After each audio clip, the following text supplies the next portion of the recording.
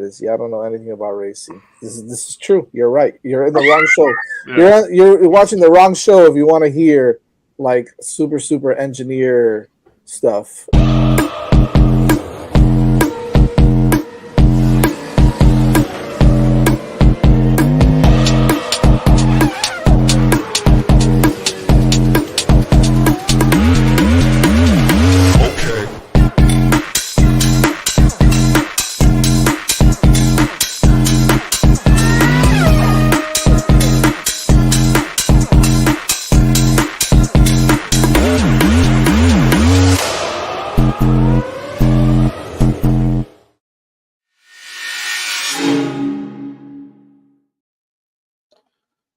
Hello, everyone. Welcome back to Hitting the Apex. Vish, joined by my guy Evan. Evan, how's it going, man? Good. Boring weekend for racing, but good weekend for arcades there. Yep.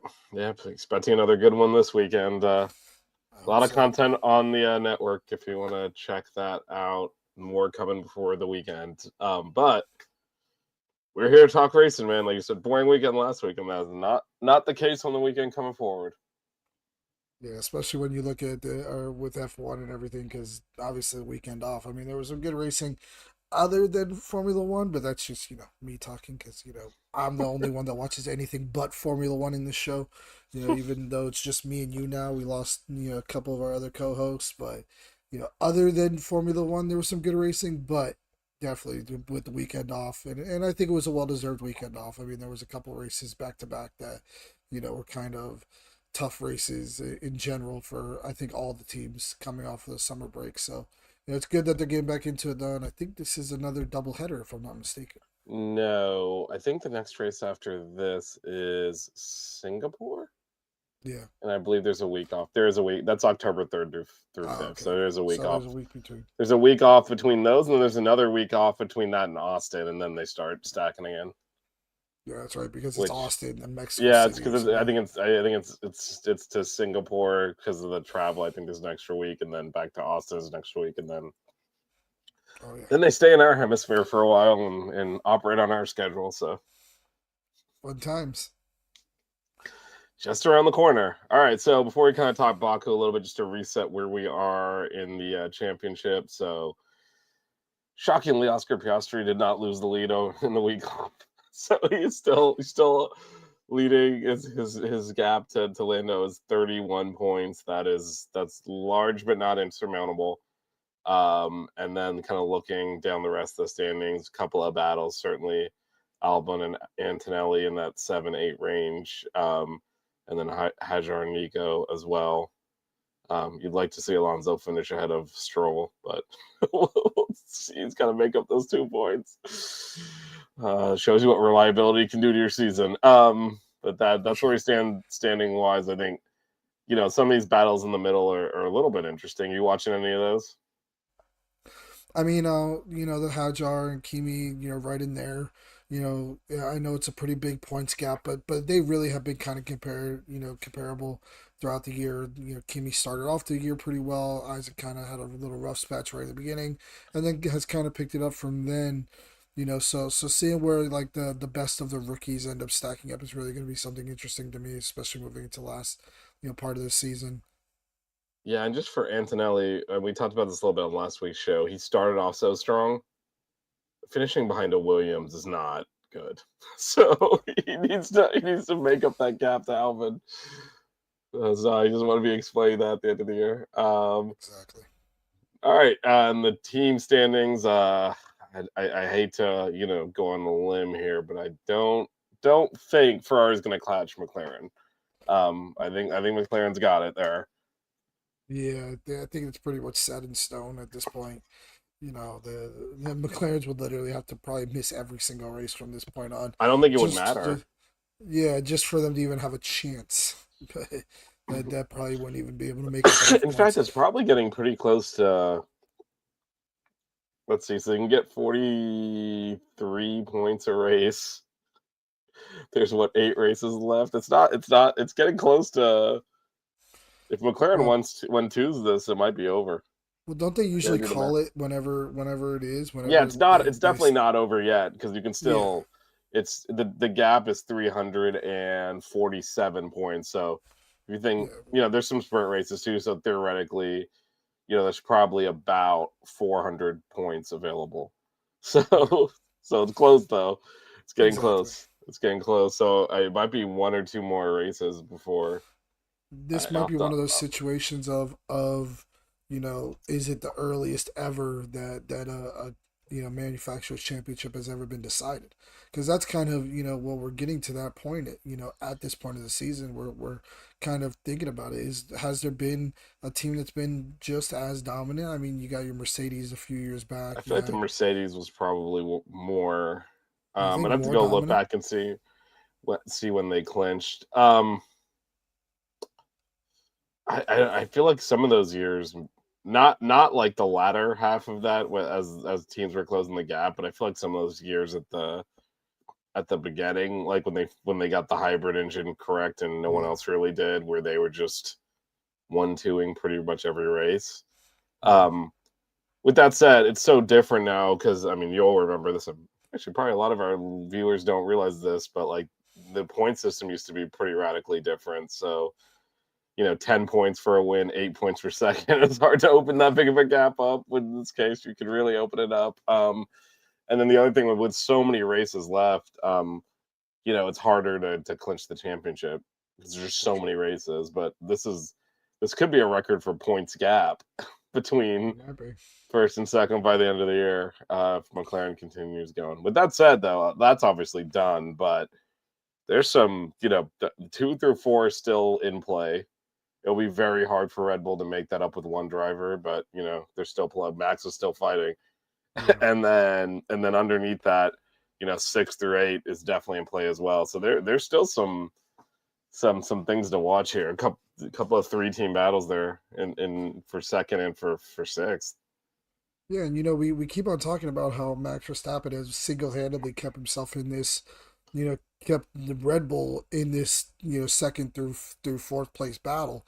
I mean, can we talk about? I lost the light there for some reason. What to say? You FBI? What happened? No, I lost the light there. Might not be charged up. Let me plug it in. Anyways, so I don't think we've talked so much about how much Alex Albon has kind of kept Williams in that other position there as well. Yeah, He's got them right up in there also, and with a pretty sizable lead over Aston. Yeah, no, they're pretty much going to finish fifth, which again we talked about this a little bit on last week's show. Remarkable result for a team that was you could not pencil, but pen them in for last place before the season started for about a 10-year period. So exactly. This is and on top of that, it's pretty much Alex Albon that's getting them most of their points. Yeah, Sainz has been underwhelming. Yeah, it has been Albon. Yeah, for sure.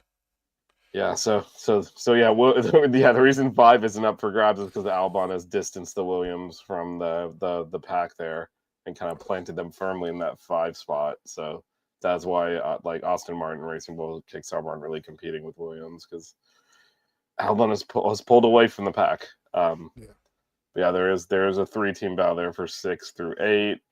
Be interesting to see how that shakes out. Also, just for Kick Sauber to be in that fight after last year, multiple times my surprise pick was, can they get a point finally? And then they finally got one towards the end of the season. So for them to have 55 is also a pretty big turnaround. It is, and Bortoletto has really shown some quality in the car. We like to talk about how he is probably one of the more impressive rookies driving wise. Granted he hasn't put the year together that Hadjar and Kimi have yet, but overall he has shown some quality in there, and it's good to see. Yeah, no, definitely some of these there's a few rookies that look like keepers. Shout out to your mom here for wishing us good evening. And then of course LP's just a dumpster fire. I was about to say, sometimes they say if you don't have anything nice to say, don't say anything at all. And I got nothing I can say about LP that would be nice. Yeah. Shout out to your sister as well. Yeah, I can't. There's, honestly, for a major, one of the largest, if not the largest car manufacturer in the world to say we're not making engines anymore is a pretty big admission of we've watched this whole thing. So yeah. All right.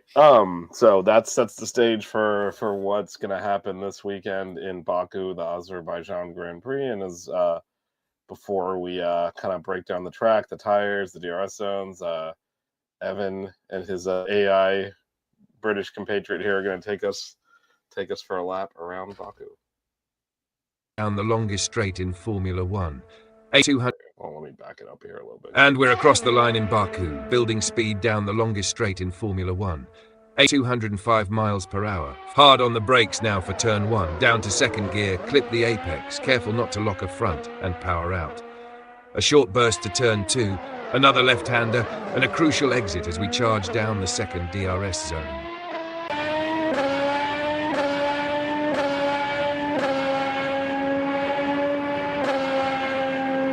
Late on the brakes for turn 3, a tight left, easy on the throttle, then quickly over to turn 4, a 90-degree right, brushing the wall on exit.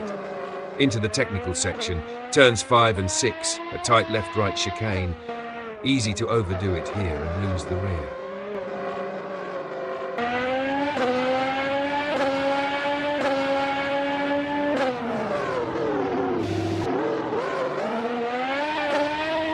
Now the iconic castle section, turn 8, the narrowest point on the calendar.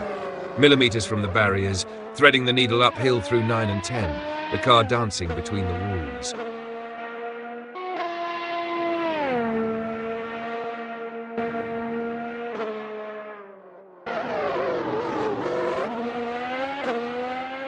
Downhill braking now for turn 15, bumpy, tricky, get it wrong and you're in the wall. Turn 16 next, you need to be on the power early because what follows is almost flat out.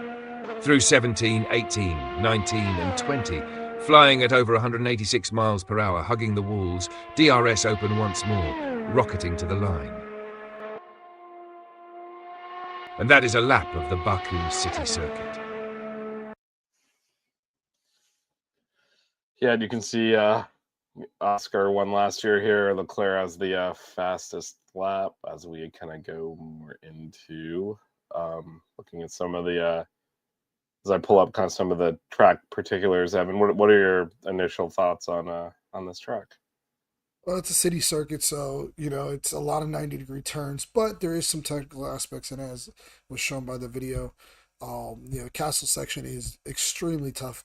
So tough to the point to where when I was making the video, the I had to fade in and out one of the portions of the AI driving because it kept on hitting the wall. The AI driver, a computer driver on a computer game, was hitting the wall so much I had to basically cut a little portion of it out and fade in between that and the exit of the corner when he finally did it right one time. So that kind of tells you the gist of this track. There's a lot of really straight lines, sharp turns, sharp corners, but then there's some of the most iconic scenes in Formula One. There is that main straight from basically it's a straight line from turn 18 all the way to turn 1. Small kinks, small turns in 19, but that run from 16, 17, 18, 19, 20 all the way through turn 1, these guys are going to be flat out. They're going to be hauling as fast as they can. And it is one of the fastest circuits in Formula One. I don't think it's the fastest because I still think, Monaco and Mexico City are still a little bit faster than here. But, with these straights, these long lines, and these sharp turns, it definitely makes for some fun racing. And it also, there's always some drama that happens here. You always have somebody getting into the wall, somebody getting into each other. Oscar Piastri making some of the latest lunges I've ever seen in a Formula One car last year. Going into turn 1, at this place was just incredible to see. But it's definitely a fun track to see. It's a lot better than a lot of other street circuits. I will say that for sure.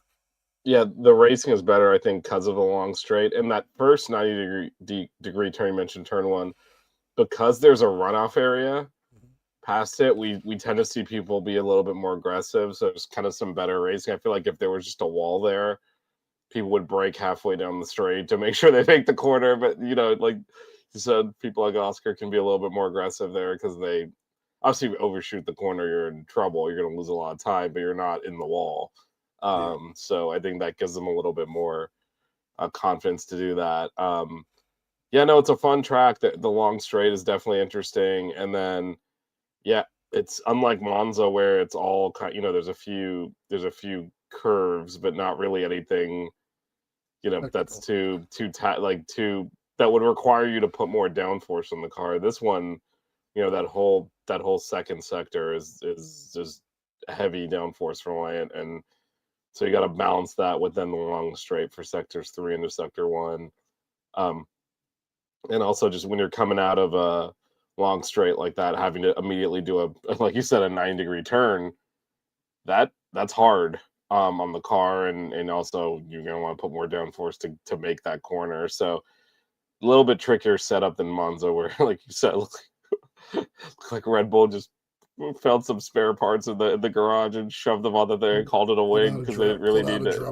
Yeah, they didn't really need the downforce. So yeah, it's a fun circuit from that standpoint of just it's an engineering challenge to try and balance the different. It's almost two completely different courses jammed together, and you got to kind of figure it out. So it does make it interesting, and totally agree with Carly here that those video segments are awesome. Really enjoy those. Very pictures worth 1,000 words. Those videos are worth 1,000,000. Like you get the entire lab. You know exactly what everyone's talking about just from watching a few minutes. So that's perfect. Okay, so that's the circuit. We can see a couple of DRS zones. And we'll also, if history's any guide, we'll see people take risks and send it into these corners. We've definitely seen that in the past, and we've seen it cause wrecks. So for whatever reason, this is a circuit where drivers like to get aggressive. Now, do you think that the calendar change, putting this towards the back of the calendar versus the front, do you think that'll change anything? Well, it might change, when we look at the weather of this, this race. I think we're going to get into that in a little bit because, Yep, we will. this time of the year, it might be different than what it is earlier in the year. Usually when it's earlier in the year, it's nice and clear. There's not really any threats of rain, really. It's just a fast track and it's fun to watch, and, it's good racing all the time. This time of year in Azerbaijan, there might be some weather situations. I know when I was looking there seemed to be a little bit of a hesitation on whether there was going to be some rain or not. But that would make a really big difference in a track like this because you would have to put more wing on that car just in order to get around these 90-degree turns and through that section 2 or sector 2 with damp, even slightly damp track. You're going to have to put a lot of wing on that car just to make it through there without, wrecking. So, it should be interesting to see if that does play a factor into the weekend, because it would make, again, for what we like to see, which is exciting racing. Yeah, no, it should make for this is the one thing this track always is eventful. So we'll definitely, we're not going to get a parade race regardless. But yeah, it's a different weather setup they're dealing with, and with that, your favorite tire is back, Evan. Wait, was this the track that the Red Bulls ran into each other? You got to be more specific. That they went right up underneath each other. Yes, yeah. I think it was Danny Rick under Max, I believe. Classic Danny Rick move. Yeah, the last of the late breakers, literally there. Usually, you got to move to the side though. Just trying to go through him. But anyway, we got the C6 back out here. For some and they're not even skipping a compound either. No, it's 4, 5, and 6. Oh my god. Good point by Phil here. Yeah. Also, they're reaching the end of their engine allocation, so it'll be interesting to see if some of them take it. This is a track that they could potentially take engine penalties at to get a new engine in there. Yeah, for sure. Because there are overtaking opportunities, so that's something to watch as well to see if anyone takes penalties to get a new engine for the. Because I think most or all of them are at or near their full allotment already. So if they're looking at thinking we're gonna have to take an engine penalty somewhere, this might be a circuit to do it in where there's overtaking opportunities. Back to the tires, yeah, it's C4, C5, C6. Last year it was C3, C4, C5, and other than I forget which one driver pit he was like way off. He was out of sequence with everyone else, I think, because of an incident. And then Max pit to get. It might have been Lando. I'm not sure exactly who it was. I think it was. But then Max pit to get the fastest lap, and those are the only ones that pit more than once. So it was a one stopper, bang on, and it was a C3 and C4 that they used. So I think in an attempt to add some variability and maybe force a second stop, they've got a step softer. Although Pirelli says it's probably still a one stopper with the C4 and the C5, and that's largely due to Evan, your favorite topic. So I'll hand it to you to talk about our favorite tire, the C6. That thing's gonna last a half a lap. I will be I will not be surprised to see in qualifying if something happens right at that castle section or right after that castle section, because a tire just wears out by the time that they get there. You have, the warm up, between the warm up lap and then the start of the lap, you have 190-degree, 2, 3, 4, 5, 6, 7 90-degree turns, high G force turns, with these tires. Then you get into the most difficult part of the track, the narrowest, space in Formula One between the walls. Basically going down an alleyway, essentially with a car that's ginormous and heavy compared to, when they first started racing here with cars that were almost half the size, or at least, 3/4 of the size of the car that they have now. And you're going to put a tire that can barely last a whole lap. By the time they get to they're lucky that they're at Baku, because those tires are going to be shot by the time they get out of turn 16. When they finally come down that final, hill coming down into 16 to start to get to the long straight of 16, 17, 18, 19, 20, those tires are going to be screaming. They're going to be slick. They're going to be soft. They're going to be greasy. You're going to see those cars slipping and sliding around. And anybody who hopes that they can get 2 laps out of those tires is going to be crazy, because they just haven't shown it. They didn't show it in Monaco. They didn't show it where else did they have? They had one more race that I thought it was insane that they had it at as well. I don't recall off the top of my head, but it's forget shown to where it be was. not really It's a shown to usable go. tire. It's a 1 lap wonder, and if you get it too hot in the beginning of your, or if you get it too hot in your warm up lap, you blow through it too early in the in the actual lap for qualifying. They're only going to use it for qualifying. Let's get this. Well, straight. that was the question I was going to ask you. Are they going to use it? Like, we've seen multiple tracks this year where people qualify in the mediums. That might be a strategy this race. Somebody, you might get somebody like how the Aston Martins did in Imola. Go out there on those medium tires and because they're able to maybe have 2 push laps instead of just 1. Because those super softs, pretty much, I mean, we can call them what they are. They're super softs. The super softs are gonna go out and that's a Formula One history, thing right there. Anyways, they're gonna blow through them in 1 lap, and that's gonna be it. They're gonna go through those things like there's no tomorrow. So, we'll see how it works out. Hopefully, like I said, there's gonna be some wet weather situations. We won't even have to worry about those nasty C6 tires that we all just loathe. I'm gonna shout out to your father, Jeff, in the chat as well. You alluded to it. We'll get to it in a second. First, let's just quickly run through the schedule. It is Azerbaijan it's technically in Europe. In fact, they call this the European Grand Prix a few times, but it is very far east. Hence, the timings are a little bit earlier. Practice 1, 4:30 on Friday. Practice 2, 8 a.m. on Friday. Practice 3 on Saturday morning at 4:30. Qualifying at 8 a.m. on Saturday, and then the race 7 a.m. on Sunday. It's an early one. Speaking of the weather that you alluded to earlier, this is the window we're talking about. Hit or miss, hit or miss. So about, more like on Friday, I guess, but it's cooler temperatures than they're used to having here, which actually makes the tires last longer. So that might completely counteract their whole plan of trying to force people to stop twice. But yeah, any kind of rain and we know for a fact they will not use the full wets because they'll just red flag everything that they have been. So, but yeah, any kind of enters obviously means that they would no longer need to use all the compounds, which means they'll probably just slap those C4s on there and run up the rest of the race. and not even bothering with the C5s, let alone the C6. Because last year's race, the soft was the C5, and they didn't want to use it. So, so they can get away. Yet, like you said, with you alluded to earlier, maybe some weather, if they can get away with a little bit of stint on the inters and go straight to the C4s, the hards. I think all the teams would probably be happy with that strategy.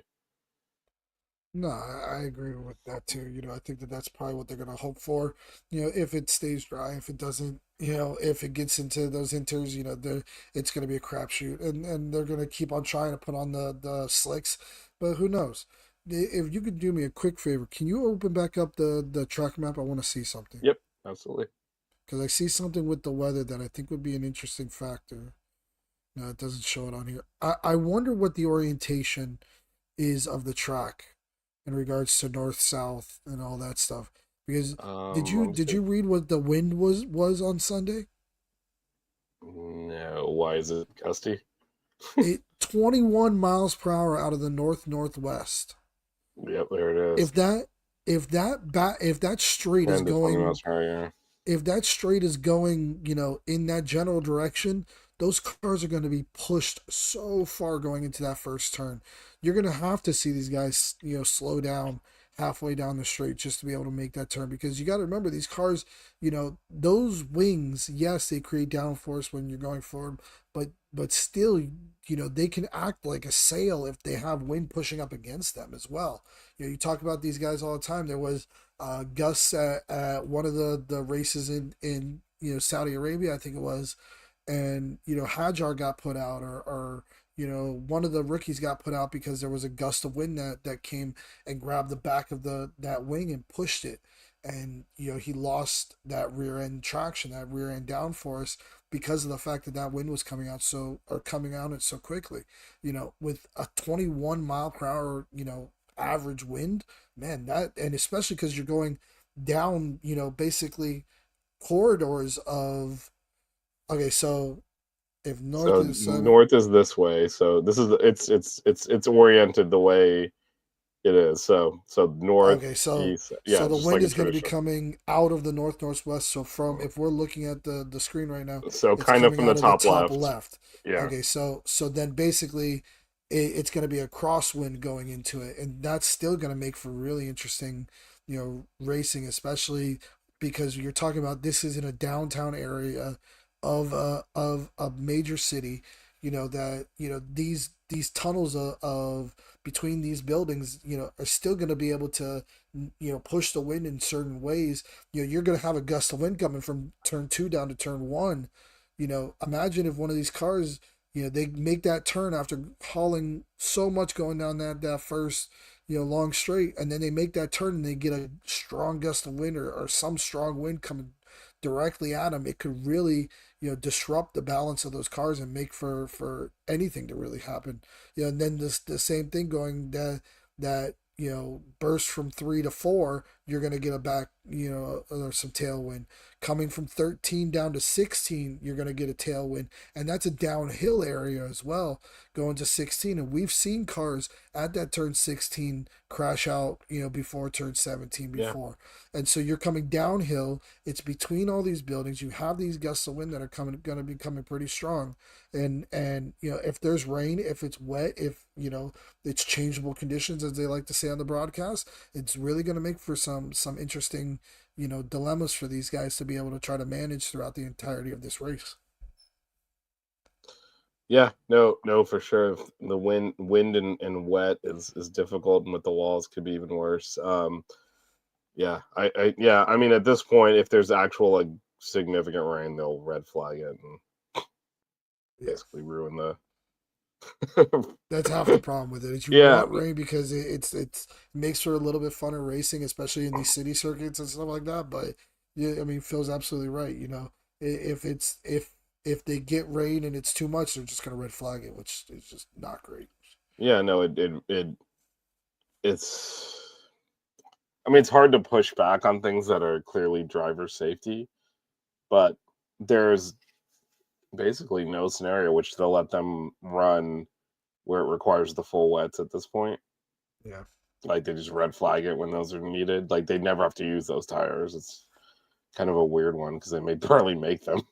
We're gonna red flag it, and especially something like this that's a combination of a street circuit and very high speed. I think they'll be even more aggressive with saying we don't want cars out there. So yeah, rain, any kind of heavier rain, yeah, would I think be red flagged pretty much immediately, and we'll be waiting around for it to dry. So. Sure. All right, so that is the circuit. So what are you looking at this weekend, and what are some of the drivers and teams you're focused on? I mean, the top of the timing sheets is what we keep on saying. You know, we keep on hoping that Lando's going to have a week where he kind of breaks out a little bit more and comes out and has a better race. You know, thought he had a pretty decent race this last race of Monza. You know, he did come in second place, but there was still controversy. He really did dominate the entire weekend, and you know, Max kind of came out and stole the thunder by basically dragging that car through that whole through that whole race and getting ahead of him as far as he did. We want to see something like that by Lando. You know, I want to see him do something like that as personally, because obviously I'm a Lando fan. But to in general, I think that we want to see this championship get back to being a little bit more competitive, and not saying that it's not super competitive now, but it still seems like Oscar kind of has us in the bag. Um, Now, other than that, I want to see where some of these rookies come in, some of these young guys. I want to see where Albon can be in this race, because he's usually pretty good here at Baku, if I'm not mistaken. Williams usually has a pretty good package because they got a really good high speed, low downforce package, or at least they usually do. So I'd like to see where he ends up. And then again, like we said, the Antonellis, the Hajars, the Bortolettos, where they all end up throughout the rest of the or throughout this race, because this is one of those races that it's gonna be super competitive. It's gonna be super dicey throughout the entire race. We saw last year, the race basically came down to or not the race, but the second, third, fourth place, whatever, came down to literally the last lap. It came down to Leclerc and Checo getting in a wreck, or was Leclerc, not Leclerc and Checo, was Checo and Carlos Sainz getting into a wreck at the very end of the race. That completely turned things around for some of the other drivers who were behind them. But it's situations like that are gonna happen in this race. There's gonna be tension. There's gonna be contact. There's gonna be parts flying everywhere, carbon fiber all over the racetrack. But it's gonna be a fun race, and I hope that we get to see these guys kind of step up and show that this is such or why we do think of this track as such a fun track. Yeah, no, and those are all good points, because it is one that it's a lot of the points we've been hitting, right? Like that you just, I don't want to just repeat what you just said, but the fact that there's high speed straights, then right angle turns, and then a tricky Walden Old City section, all of that together is just yeah, you got to be on it from for the entirety of every lap for the entire race, or you'll put it in the wall or hit someone, and then that's has the ability to change things up. For me, I'm looking at obviously, I mean, I think it goes without saying everyone's looking at the McLarens. What are they going to do? The championship is still in play at this point. And then I'm really looking at that Ferrari Mercedes battle from a team standpoint. It's 20 points between them and the constructors, and they could finish in any which order. So to me, that's kind of an interesting thing to see who finishes second by the end of the year. Again, Red Bull's not that far behind, but it is really just Max. Like, he's gonna have to win every race, I think, for them to catch Ferrari and Mercedes, because of the amount of points you need to make up when it's two drivers scoring for those teams against just him for Red Bull. So yeah, but seeing where the Mercedes and Ferrari slot in, to me, it'll be an interesting part of the weekend as well, just to again see if Mercedes can close that gap, because George Russell has really done his job, but as we said, Antonelli kind of fell off after a hot start, and that's allowed Ferrari to grab that second in the as much as everyone's like Hamilton's had a disaster and he hasn't had a good year, especially by his standards, and all that. Ferrari's sitting there in second in the constructor, so it's not obviously, it's Ferrari. They expect they're a team that, at least on paper, expects to win, but no one was touching this McLaren car, and finishing second is, for a quote unquote disaster season. There were questions about Vasseur's job early in the year. Are they going to fire him? All that, and they're sitting there in second. Like, I mean, I don't know. I don't think winning was really feasible for anyone but McLaren this year, so that's not bad for if they can hold that spot. Remember, Ferrari always expects to win, so Yeah, but I mean, you can't look at this McLaren and think that they were the team boss was going to somehow make up the difference here. Like, come on. Yeah. Before we go into predictions, and for those of you in the chat, can go ahead and start making them. We do the top three and a surprise pick. Phil has a question on Red Bull where they found something in the low drag configuration, or has it always been there? Evan, to you. I mean, I don't know if we can really say they found something in this low drag configuration. They've always had a pretty good low drag configuration. They've always been pretty strong, like Monza, Suzuka, here at Baku, stuff like that. So they've always kind of had that good, feeling of what the low drag package would be. But they definitely have sat there and continued to modify it. I mean, like we were saying last week after the Monza race, and again a little bit today. I mean, they literally went to that car with a Dremel, between what was it, practice or FP3 and qualifying. They went to that car with a Dremel and took off, I think it was like an inch or an inch and a half of rear wing on that car. And really, it's not even about the package of the car or the low drag configuration of the car. It's the fact that they can put so little drag on it and so little downforce on it, and still Max Verstappen can make it work. I mean, Max Verstappen driving that car is really what is allowing them to be able to do that. They put just enough front downforce for him to have his front grip that he likes, and then basically take off the rear wing almost and just let it haul down these straights. So we'll see how they come out with this week, if they're going to use a similar wing or even maybe the same wing that they used at Monza.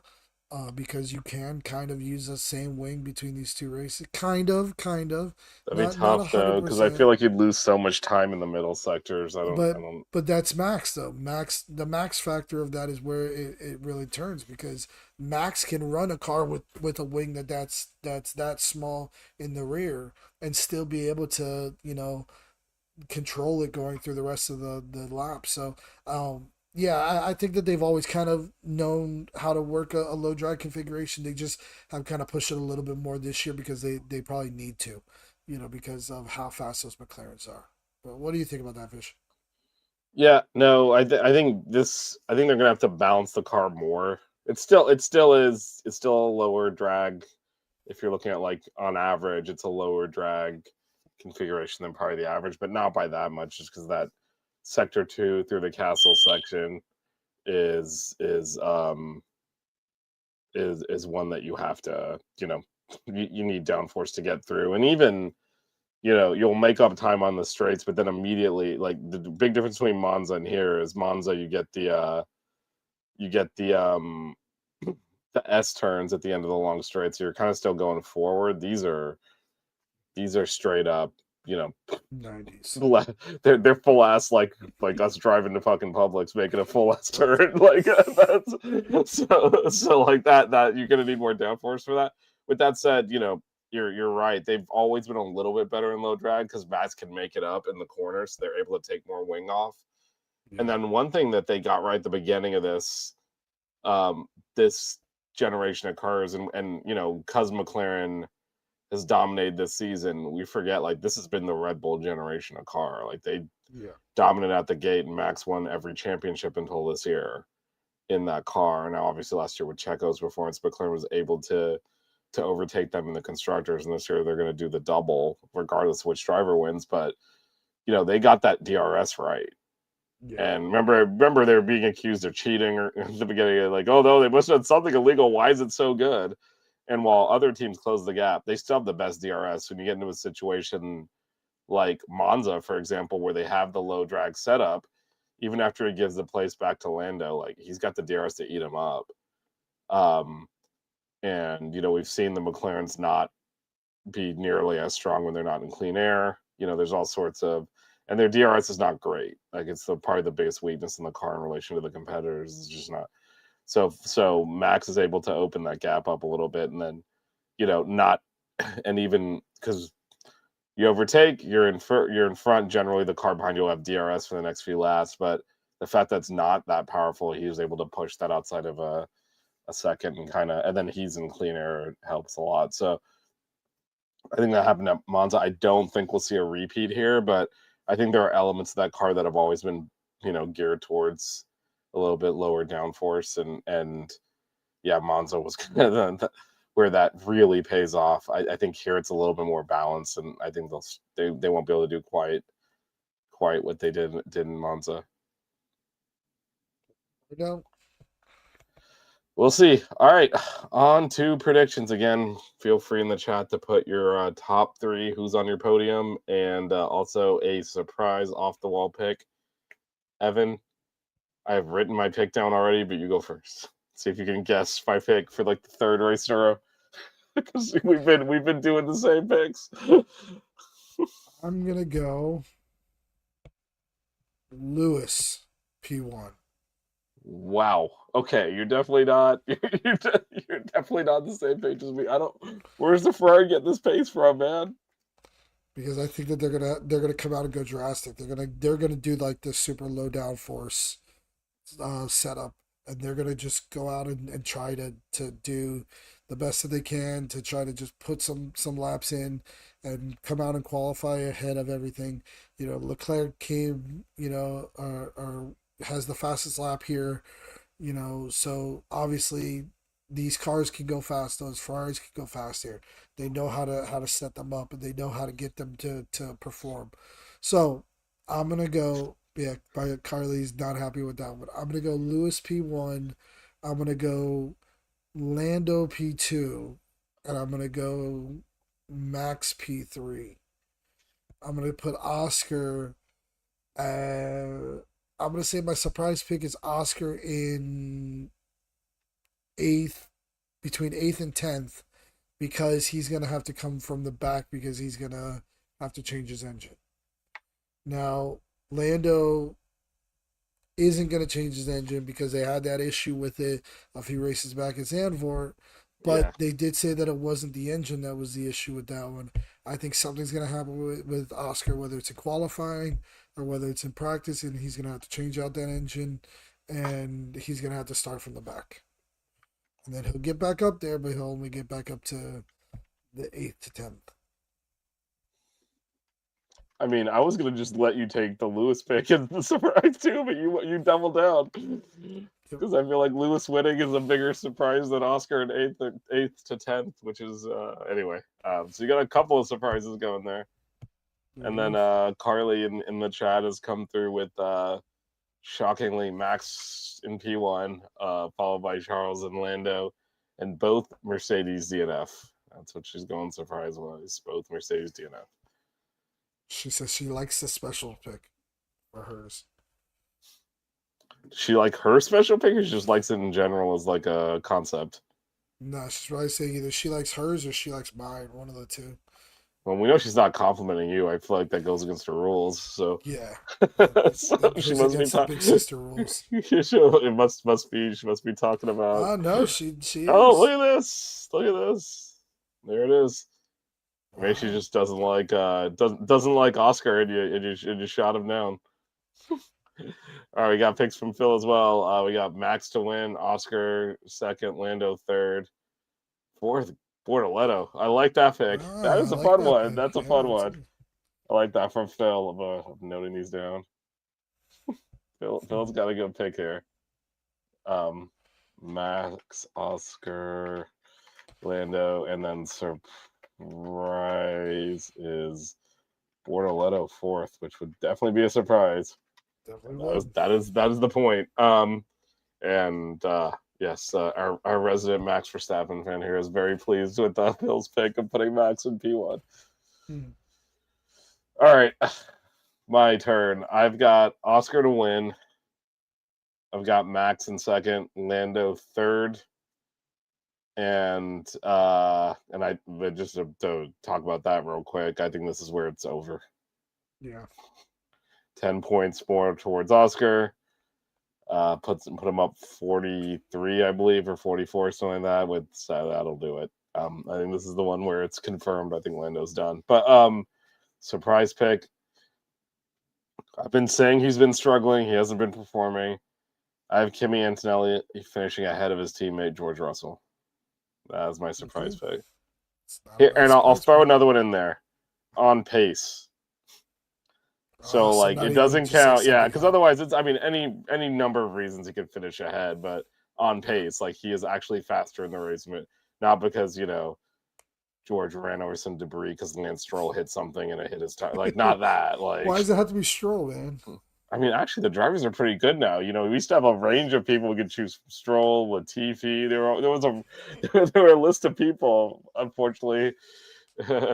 One of them, our boy Logan Sargent. There were people there that you could trust to cause a chaos, and now it's really just Stroll. Like these rookies are pretty solid. Like some of them are probably too slow, and like Liam Lawson, but he doesn't wreck anything. He's just slow, so he's probably not going to be back in F1 next year. But like he's not dangerous. Like we have a lack of wow, that guy's going to do something stupid. Drivers on the grid this year, but so I'm putting my money on Stroll there.